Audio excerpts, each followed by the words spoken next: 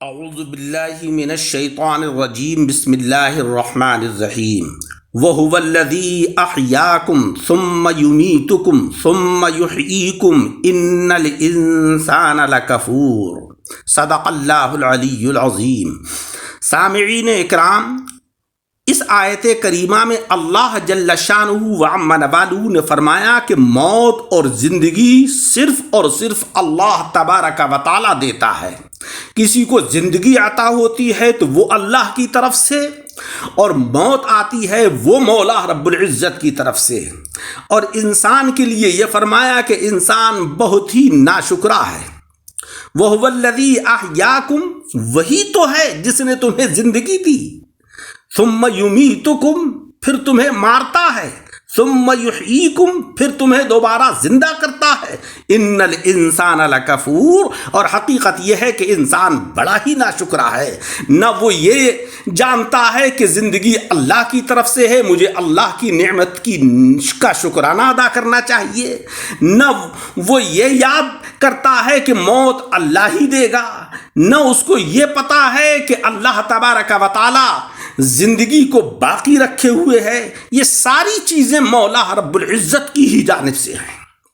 دوسرے مقام پر ہے ان الانسان لربہ لکنود، بے شک انسان اپنے رب کا سخت ناشکرا ہے، جبکہ حقیقت یہ ہے کہ اللہ تبارک و تعالیٰ کی بے شمار نعمتیں انسان کے ساتھ ہیں، اور انسان کے اوپر لازم اور فرض ہے کہ وہ ان نعمتوں کا شکرانہ ادا کرے۔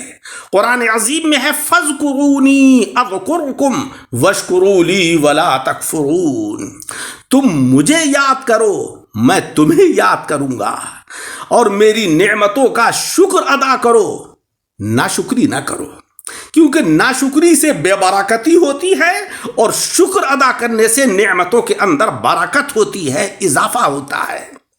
اس بات کو یاد رکھنے کے لیے اللہ تبارک و تعالیٰ نے قرآن عظیم جیسی بڑی نعمت عطا فرمائی ہے، تاکہ انسان قرآن عظیم کو پڑھے، اس کو سمجھے، اور اللہ رب العزت کے انعامات کو یاد کر کے مولا کا شکر ادا کرے۔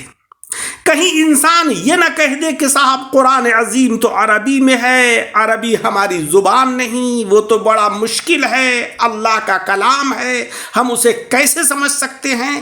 تو اللہ رب العزت نے فرمایا کہ وَلَقَدْ يَسَّرْنَا الْقُرْآنَ لِلذِّكْرِ فَهَلْ مِن مُدَّكِرٍ، ہم نے اس قرآن کو نصیحت حاصل کرنے کے لیے آسان بنا دیا، پھر کیا ہے کوئی نصیحت قبول کرنے والا؟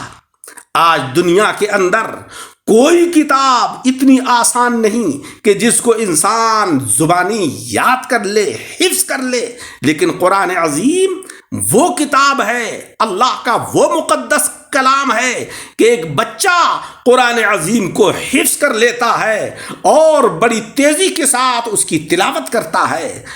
جیسا اللہ تبارک و تعالیٰ نے اس کے دل میں اتار دیا، ویسے ہی اس کے زبان کے اوپر وہ قرآن جاری ہو جاتا ہے۔ قرآن عظیم میں ہے پس جو لوگ اللہ پر ایمان لے آئے اور اس قرآن کو مضبوطی سے تھامے رہے، انہیں اللہ اپنی رحمت اور فضل میں شامل کرے گا، اور اپنی طرف آنے کی سیدھی راہ انہیں دکھائے گا۔ دوسرے مقام پر ہے وَاعْتَصِمُوا بِحَبْلِ اللَّهِ جَمِيعًا وَلَا تَفَرَّقُوا، اللہ کی رسی کو مضبوطی سے تھام لو اور منتشر نہ ہو جاؤ۔ عزیزوں، اللہ کی رسی کیا ہے؟ اللہ کی رسی وہ ہے کہ جس کو ہم دین اسلام کہتے ہیں۔ اگر تم اپنی بقا چاہتے ہو، اپنا تحفظ چاہتے ہو، اور یہ چاہتے ہو کہ اللہ کی رحمتیں، اس کا فضل و کرم آپ کے اوپر اترے، تو دین اسلام سے چمٹ جاؤ، اور دین اسلام کو سمجھنے کے لیے اللہ کی مقدس کتاب قرآن عظیم ہمارے پاس موجود ہے۔ اس کو پڑھیں، اس کو سمجھیں، اس کے اوپر غور کریں اور اس کے اوپر عمل کریں۔ ہمارے اسلاف جو کم تعداد میں ہوتے ہوئے زمانے پر غالب آتے تھے، ان کے پاس کوئی ایسا بڑا ہتھیار، بڑا اسلحہ نہیں تھا۔ سب سے بڑی طاقت جو تھی وہ اللہ کی رحمت تھی۔ اللہ کی رحمت کے اوپر ان کو اعتماد اور بھروسہ تھا، اس لیے مولا رب العزت ان کو فتح و نصرت سے نوازتا تھا۔ کامل مومن کی شان یہ ہے کہ وہ صرف اپنی ذات میں ہی نہیں جیتا ہے بلکہ ایک جانب وہ اپنے رب کو راضی کرتا ہے اور دوسری طرف اللہ کے بندوں کی خیر خواہی کرتا ہے۔ یہ بات اللہ کو بہت پسند ہے کہ ایک بندہ دوسرے بندے کی خیر خواہی کرے، اس کے ساتھ ہمدردی کرے، اس کے ساتھ نرمی کا مظاہرہ کرے۔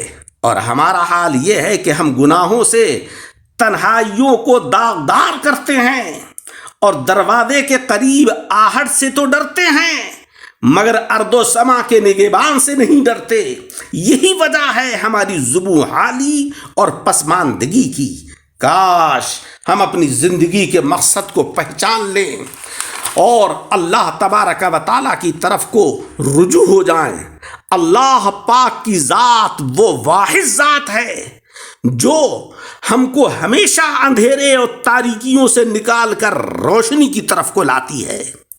ہم چاہے جتنے بھی گناہ کر لیں، کتنی ہی نافرمانیاں کر لیں، ایک ندامت اور شرمندگی کا آنسو ہمارے سارے گناہوں کو دھو ڈالتا ہے۔ مولا رب العزت فرماتا ہے لا تقنطوا من رحمت اللہ، اللہ کی رحمت سے نا امید مت ہو۔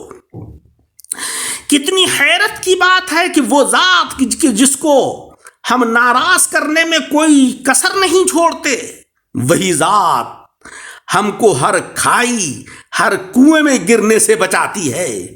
اس لیے میرے عزیزوں، لوٹ آئیں اس مالک ارض و سما کی طرف اس سے پہلے کہ ہم لوٹائے جائیں اور یہ ہم کہے اٹھیں ربنا فاغفر لنا ذنوبنا وکفر عنا سیئاتنا وتوفنا مع الابرار۔ اے ہمارے رب، ہمارے گناہ معاف کر دے، ہماری برائیاں دور فرما دے اور ہمیں نیک اور لوگوں کے ساتھ موت دے دے۔ اللہ تبارک و تعالیٰ کو بندے کی یہ ادا بہت پسند ہے کہ انسان اس کی بارگاہ میں گڑ گڑائے، اس سے معافی مانگے، اس سے دعائیں کرے اور اس سے کہے کہ الہی تو ہمارے لیے ہدایت کا راستہ روشن و منور فرما دے۔ اللہ رب العزت ہمیں عمل کی توفیق عطا فرمائے، آمین بجاہ النبی الکریم۔